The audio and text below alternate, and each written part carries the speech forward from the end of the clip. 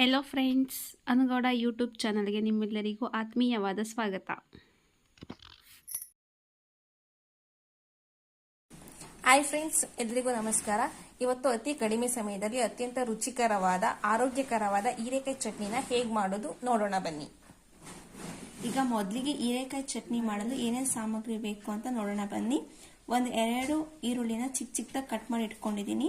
Fry ಮಾಡಿರುವಂತಹ 4 ಹಸಿಮೆಣಸಿನಕಾಯಿ, 1 ಗೆಡ್ಡೆ ಬೆಳ್ಳುಳ್ಳಿ ಸಿಪ್ಪೆ ಸುರಿದು ಇಟ್ಕೊಂಡಿದ್ದೀನಿ, 1 ಕಪ್ ತೆಂಗಿನ ತುರಿ, ಫ್ರೈ ಮಾಡಿರುವಂಥ ಹೀರೆಕಾಯಿ, ನಿಂಬೆಹಣ್ಣು ಗಾತ್ರದಷ್ಟು ಹುಣಸೆಹಣ್ಣು ನೆನೆಸಿರೋದು.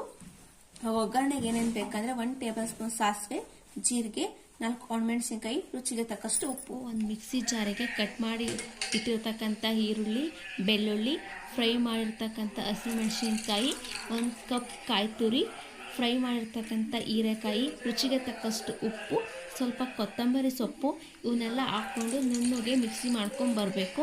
ಕೇವಲ ಕಡಿಮೆ ಸಾಮಗ್ರಿಗಳಲ್ಲಿ ಅತ್ಯಂತ ರುಚಿಕರವಾಗಿರ್ತಕ್ಕಂಥ ಹೀರೆಕಾಯಿ ಚಟ್ನಿ ನಾವು ಮಾಡ್ಕೋಬಹುದು.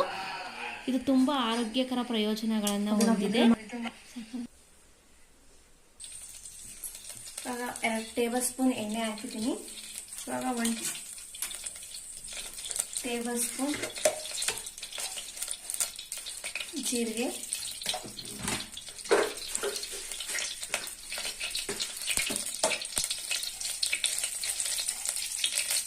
ಸಾಸಿವೆ,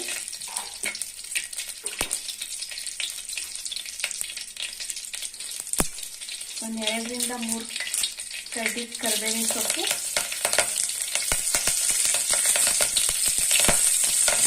ಒಂದು 4 ಒಣಮೆಣಸಿನಕಾಯಿ ಹಾಕ್ತಾ ಇದ್ದೀನಿ.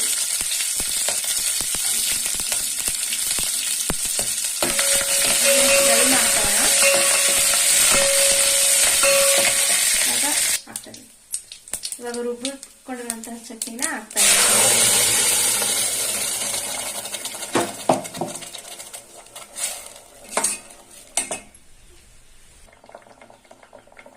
ಇವಾಗ ಸ್ವಲ್ಪ ನೀರು ಹಾಕೋತಾ ಇದ್ದೀನಿ. ಇವಾಗ ಒಂದು 2 ಕುದಿ 5 ನಿಮಿಷ ಕುದಿಸೋಣ. ಹೀರೆಕಾಯಿಯಿಂದ ಚಟ್ನಿ, ಸಾಂಬಾರ್, ಬಜ್ಜಿ, ಪಕೋಡ ಎಲ್ಲಾನು ಮಾಡಬಹುದು. ಇದು ಕೇವಲ ರುಚಿ ಅಷ್ಟೇ ಅಲ್ಲ, ಹಲವಾರು ಆರೋಗ್ಯಕರ ಪ್ರಯೋಜನಗಳನ್ನು ಕೂಡ ಹೊಂದಿದೆ. ಇದರಲ್ಲಿ ವಿಟಮಿನ್ ಎ ಅಧಿಕವಾಗಿದ್ದು ಕಣ್ಣಿನ ದೃಷ್ಟಿ ವೃದ್ಧಿಯಾಗುತ್ತೆ ಮಾಡುತ್ತೆ. ಅನಿಮಿಯಾ ಸಮಸ್ಯೆಗೆ ರಾಮಬಾಣದಂತೆ ಕೆಲಸ ಮಾಡುತ್ತೆ. ದೇಹದ ತೂಕವನ್ನ ಕಡಿಮೆ ಮಾಡಲು ಕೂಡ ಹೀರೆಕಾಯಿ ಸಹಾಯ ಮಾಡುತ್ತೆ. ಮಲಬದ್ಧತೆ ಸಮಸ್ಯೆಯನ್ನು ಕೂಡ ದೂರ ಮಾಡುತ್ತೆ. ಒಂದು 5 ನಿಮಿಷ ಕುದಿತಾ ಇರಬೇಕಾದ್ರೇನೆ ನಿಮಗೆ ರುಚಿಗೆ ತಕ್ಕಷ್ಟು ಉಪ್ಪು ನೋಡ್ಕೋಬಹುದು. ನೀವು ಬೇಕಿದ್ರೆ ಇದಕ್ಕೆ